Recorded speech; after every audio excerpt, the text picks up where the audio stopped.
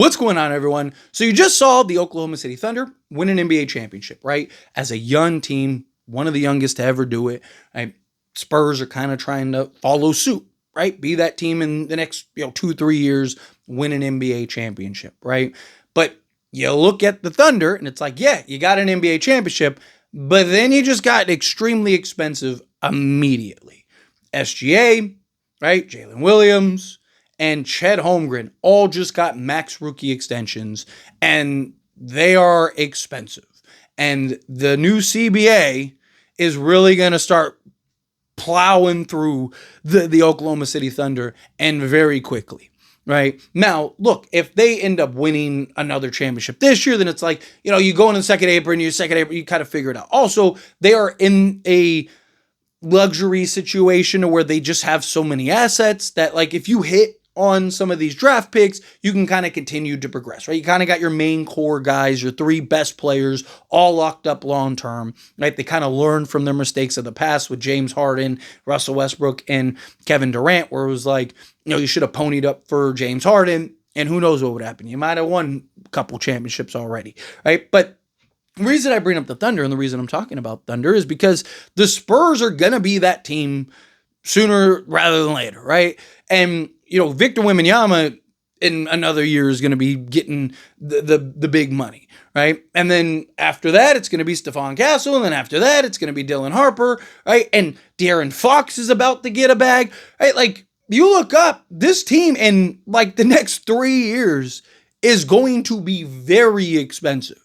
And look, obviously that's a good problem to have because your players are probably going to be really good, but it's just Spurs might have to kind of speed things up pretty quickly, right? Like you need to see that clear progress from Wemby in year 3, right? Hopefully he can move into that 5 to 7 range as far as like top players in the league, and then see Stephon Castle take strides in year 1 and then year 2, and then Dylan Harper take strides and hopefully is every bit the guy that people believe he'll be in year 1.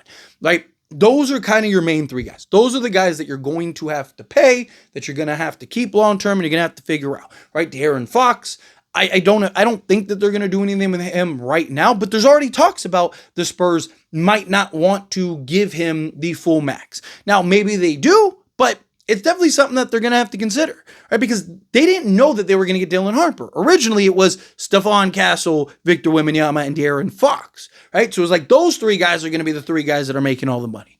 Well, now you got Dylan Harper. Dylan Harper is going to be making all the money. Now, he won't be making the money, for 4 years, but again, those 4 years for a team that's growing and developing is going to come very quickly. It came very quickly for a team like the Thunder. So if you're the Spurs, right, you need to kind of navigate this pretty quickly. And you're going to have to start, in a year or 2, you're going to have to start making some tough decisions on some guys, like a potential De'Aaron Fox, right? Now, Carter Bryant, what does he look like? How does he shape up? Julian Champagnie, how does he shape up? Jeremy Sohan, right? Like, he's going to be due a new contract, right? Is he a guy that makes sense that you can keep? I know a lot of Spurs fans like him. I know a lot of Spurs fans really want to, they believe he's the future and the starting power forward and stuff, but he's going to be paid too. You can't have 5 guys making $40 million.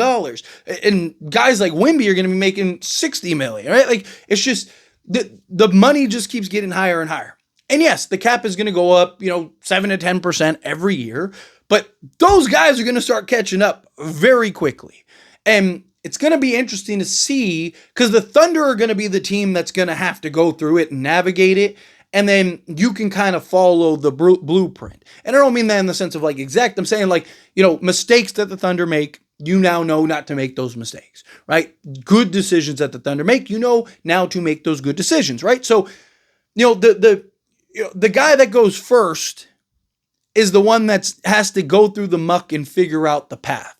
But they're already carving the path out for you. All you have to do is just follow the path now, right? It's like, like Squid Game, right? The little floor panel, you jump on the panel, or like, the Mr. Beast Squid Games or whatever, where like, you jump on the little glass panels and the floor drops, right? Well, that first guy that goes, if he hits that pad or that panel and it drops, okay, it's this one, right? If he lands on it and it falls, then you're just following suit. Now you're going on that pad, right? So the Spurs are going to be able to learn a lot here very soon with the Oklahoma City Thunder, right? But the Thunder also were able to do something that just really hasn't been done. They were able to win an NBA championship so quickly. And a lot of it was, SGA being a top, 3 to 4 player in all of basketball. Now, if Wemby can do that, Wemby can take that stride sooner rather than later, then now you have that kind of top dog, top guy, right? Dylan Harper can kind of be, a top 20 guy by year 2 or 3. Right now, all of a sudden, it's like, okay, well, now you got a, top 3 player in all of basketball, top 5 player, let's say at worst in all of basketball, top 20 player, and then if Stephon Castle can just be, if he can move into the top, 25 to 30, right? Because I just think Dylan Harper will be on ball more. I just think Stephon Castle is probably going to be the third option, right? Like, so if you can kind of have that, right, and you see the progress, see the growth, right? Like, why were the Thunder able to win? Because Jalen Williams became, an all-star, right? And became every bit the guy that you needed as number 2. He's dropping 40 in the NBA Finals and stuff, right? Like, that was the difference, right? Can Dylan Harper be that guy, right? Can Stephon Castle be that guy and emerge that sooner or later? All of a sudden, Spurs start climbing that ranking really quickly. It's going to be interesting to see kind of this season with the Spurs. Not that, like, it's going to tell you everything, obviously, but I mean, like, again, like, how much growth do you see in Wemby in year 3? Is it like, yeah, that guy's clear? Because, where was Wemby last year? Top 10, top 15, right? Like, maybe you could argue, back into the top 10, right? He wasn't a top 5 player. I don't even think he was a top 7 player necessarily, if we're being honest, right? Okay, let's say you want to argue he's a top 10. Fine, right? He needs to move into the top 10, like clear-cut top 10, like no arguments, no nothing. Right? Can he actually do that this year? Right? Same thing with, Stephon Castle, right? Not saying he has to move in the top 10 or anything, but do you see substantial growth from year 1 to year 2? There's a lot of guys that hit that sophomore wall, right? You hear about the sophomore wall all the time. I mean, this guy was great as a rookie, hits that sophomore wall, has to break through it, right? Does he hit that wall or does he just kind of plow through it and all of a sudden you look up and you're like, yeah, that guy is every bit the player that you needed him to be, right? Like all of these things are going to be questions they're going to figure out. What is Dylan Harper? Is he a guy that comes in and has a Wemby level rookie season where it's just like, okay, this guy's clearly the guy, right? Then that might make your decisions easier. That might make you a better team.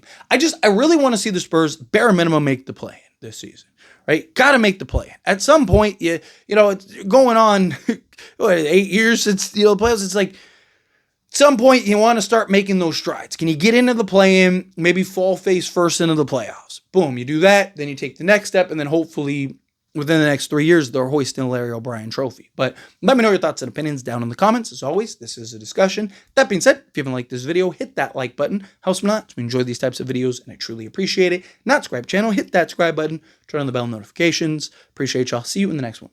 Thank you.